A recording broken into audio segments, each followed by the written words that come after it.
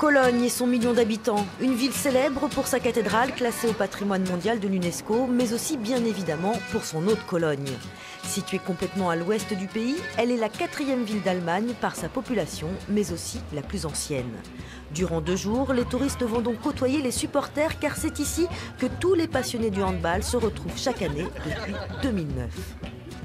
Cologne présente l'avantage d'avoir un palais des sports parfait, de très grande taille, accessible facilement pour les Allemands, pour les Français, pour les Scandinaves. Nous avons fait une première édition qui a été un grand succès. Ça, c'était un pari un peu difficile parce qu'il fallait que la première édition soit un succès. Autrement, l'événement ne prenait pas ses marques.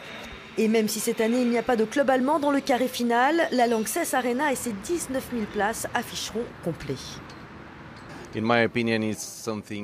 Mon opinion, c'est que c'est mieux que la Ligue de champions de football. Malheureusement, ça tombe le même week-end. Mais pour moi, j'adore le handball. Ça fait 15 ans que je suis ce sport. Ici à Cologne, c'est fantastique parce que les meilleurs joueurs, les meilleures équipes sont réunis l'espace d'un week-end et c'est vraiment agréable à vivre. Et l'on sait déjà que les habitants de Cologne ont un petit faible pour le HBC Nantes, parce qu'il y a dans l'équipe ce joueur, une vraie star ici, l'ailier allemand Dominik Klein. Mais c'est un peu fou. Bien sûr, c'est la dernière fois pour moi dans la fin de carrière. Mais maintenant, je suis très très content.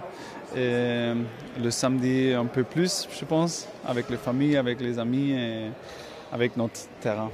Si Dominik Klein connaît bien Cologne, ce n'est pas le cas de la majorité des joueurs nantais, mais si tout se passe bien, il ne devrait pas avoir le temps de faire du tourisme.